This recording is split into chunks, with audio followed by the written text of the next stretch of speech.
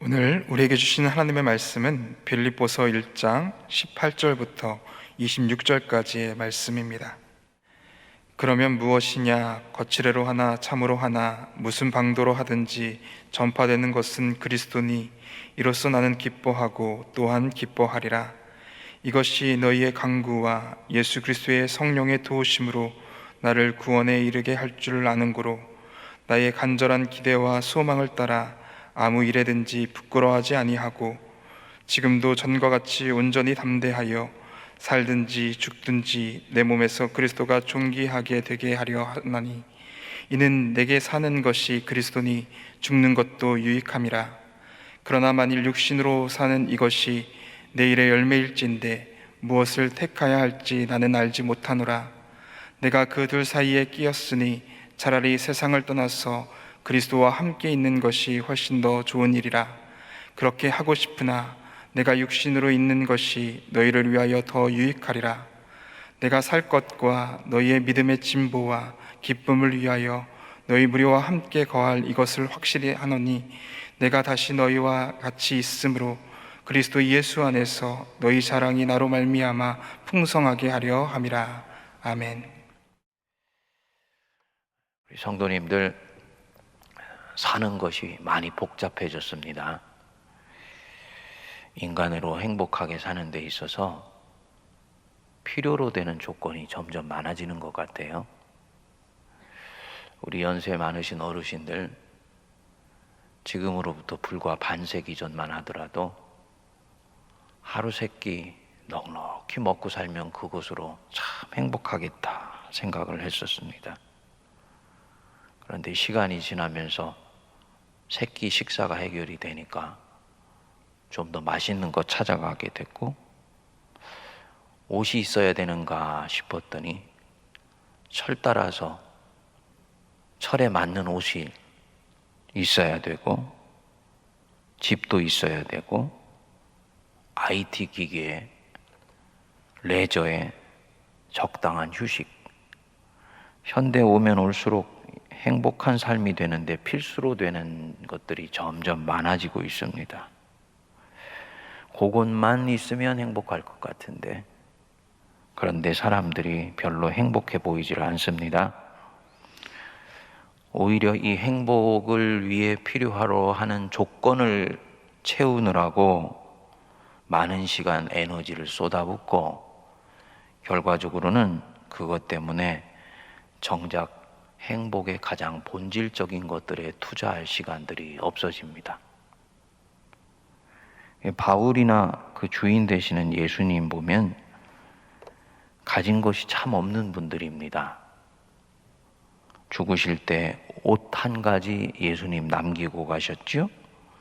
인자는 머리 둘 곳이 없다고 자신의 이 땅에서의 삶을 말씀하셨습니다. 그런데 예수님은 보시면 기쁨이 충만하셨습니다. 요한복음 15장 11절에 내 기쁨이 너희 안에 있어 너희 기쁨을 충만하게 하려 함이니라. 예수님의 초상화를 보면 대단히 근엄해 보이고 엄숙해 보이시는데, 사실은 예수님의 공생에는 제자들과 있을 때 아주 흐드러지게 웃으셨던 모습이 아마 예수님이 가지셨던 본 모습이실 것입니다. 사도 바울도 가진 것이 없는 사람입니다. 천막지기를 하면서 생계를 유지했지요. 그런데도 복음을 전하느라 많은 시간을 썼기 때문에 자기 직업으로는 생계수단을 얻기에 충분하지 못하고 끊임없이 자기가 세운 교회 교인들의 도움을 얻어야 했었습니다. 그런데 그런 것들에 대해서 비굴해하지 않습니다. 오히려 늘 기쁘고 행복합니다. 항상 기뻐하라, 쉬지 말고 기도하라, 범사에 감사하라, 이것이 그리스도 예수 안에서 너희를 향하신 하나님의 뜻이니라 라고 자기 교인들에게 얘기를 합니다. 우리가 잘 이해가 되지 않는 대목입니다. 감옥에 있는 사람이 정말로 기쁘고 행복할까? 반복해서 이 빌립보에서 그런데 말씀하는 것입니다. 이 바울이 경험했던 감옥은 지금의 감옥과는 전혀 다르다는 것을 좀 염두에 두셔야 됩니다. 수감자들의 삶의 조건은 이루 말할 수 없이 열악했어요.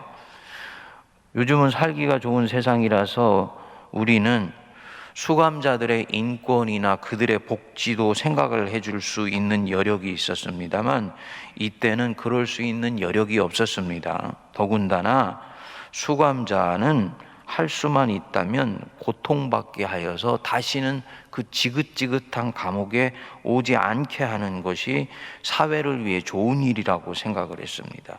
그러니까 얼마나 이 수감 생활이라는 것이 고통스럽고 환경이 열악했는지 이루 말할 수가 없는 것입니다. 더군다나 이 사도 바울은 언제든지 죽을 수 있는 상황입니다.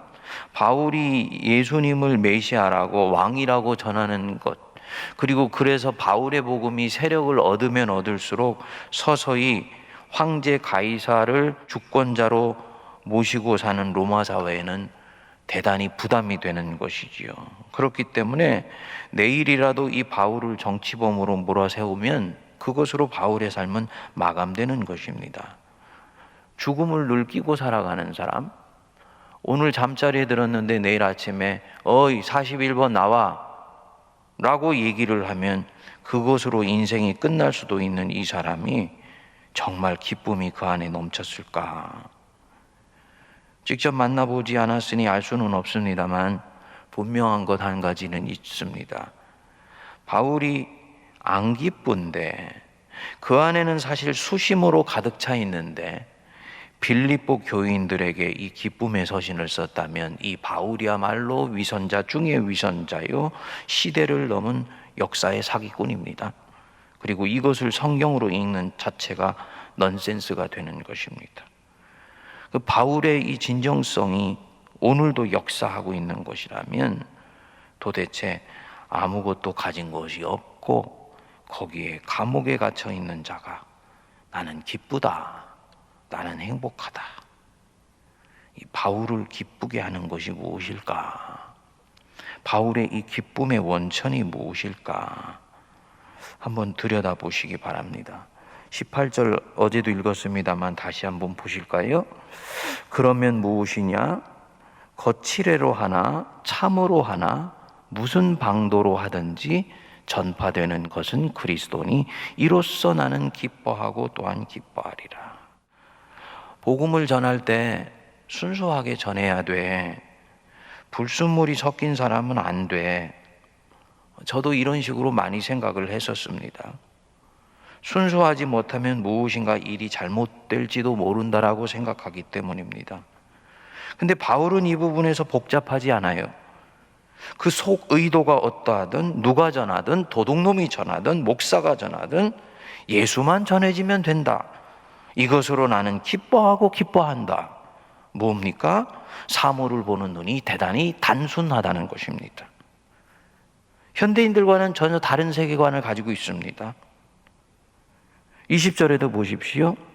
나의 간절한 기대와 소망을 따라 아무 일에든지 부끄러워하지 아니하고. 내적 갈등이 있었던 것 같아요. 누군가 사도가 감옥에 갇혔다는 말에 사도의 권위가 떨어진다라고 생각하는 사람들이 있었을 수 있는 거지요.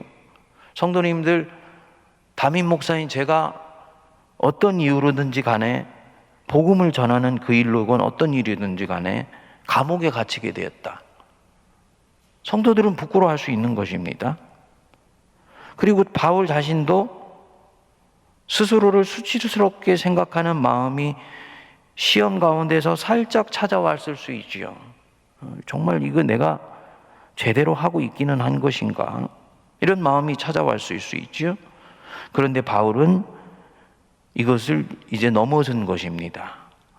다른 사람에게 대해서도 자기 자신에게 대해서도 부끄러워하지 아니하고 지금도 전과 같이 이 감옥 안에서 온전히 담대하여 부끄러움을 넘어서고 담대함을 갖고 무엇을 하게 하며 무엇을 바라보게 하는 그 바울 안에 있었던 것이 무엇입니까? 온전히 담대하여 살든지 죽든지 내 안에서 그리스도가 존귀케 되게 하려 합니다. 바로 이것입니다. 자기 생을 통해서 그리스도만 존귀케 되면 된다. 그리스도가 존귀케 되는 일만 된다면 내게 있어서는 어떤 일이 일어나도 나에게는 상관이 없어. 자기를 단순하게 복음을 전진시키고 그리스도가 존귀케 되는 일에 드리는 것입니다. 그래서 21절과 같은 고백이 나오는 것이지요. 이는 내게 사는 것이 그리스도니 죽는 것도 유익함이라. 그리스도 한 분이 존귀케 되는 일이면 나머지 모든 것은 비본질적인 것이다. 그것은 배설물이다 라고 여기는 것입니다. 그리스도만 존귀케 되는 것이면 이렇게 되어도 저렇게 되어도 상관없는 거예요.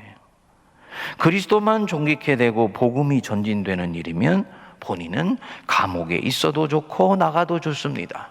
감옥에 있어도 복음이 확장되며 그리스도만 존귀케 되면 되고, 나가도 그리스도가 존귀케 되고 복음이 확장되는 일이면 그것도 좋은 일입니다. 22절에서 26절을 보면은 자신의 생사의 문제를 얘기를 하는데 이것도 그 시각 속에서 봅니다. 육신을 입고 사는 것과 육신의 장막을 벗고 사는 것, 어느 것이 더 좋으냐? 인간적인 마음으로는, 사도 바울에게 인간적인 마음으로는 빨리 육신의 장막 벗고 죽고 싶어요. 왜냐하면 자신이 그토록 사랑하고 자신을 사랑하셨던 그리스도의 품에 안길 수 있기 때문입니다. 그런데 영적으로는 그렇게 보지 않습니다. 육신을 입고 살면서 그리스도가 더 존귀케 되는 일을 끝까지 해야 되니까. 그래서 그리스도만 존귀케 되면 살아도 좋고 죽어도 좋다. 아주 단순합니다. 그래서 내게 사는 것이 그리스도니 죽는 것도 유익함이라. 살아도 주를 위하여 살고 죽어도 주를 위하여 죽나니 사나 죽거나 내가 그리스도의 것이로다 라고 고백을 합니다. 단순하고 담백하지요. 자기를 놓아버린 사람입니다. 자기를 부정하기 때문에 속에 있는 에고는 부정하지만 하나님의 형상으로 만든 자기를 예수님 안에서 온전히 보듬으면서 예수님이 존귀케 되는 일을 위해 자기를 흘려보낸 거예요. 그래도 상관없습니다. 왜냐하면 내가 사랑하는 그분만 존귀케 되면 나에게는 충분하기 때문입니다. 여기서 기쁨이 나오는 것입니다. 이 바울의 이 단순함, 순전함과 순진한 것과 다른 것입니다. 순수와 순진은 다른 거예요. 순진하다, 현실의 치열함을 잊어버린다든지 애써 고개를 돌려서 고답적인 것을 붙잡은 결과가 아닙니다.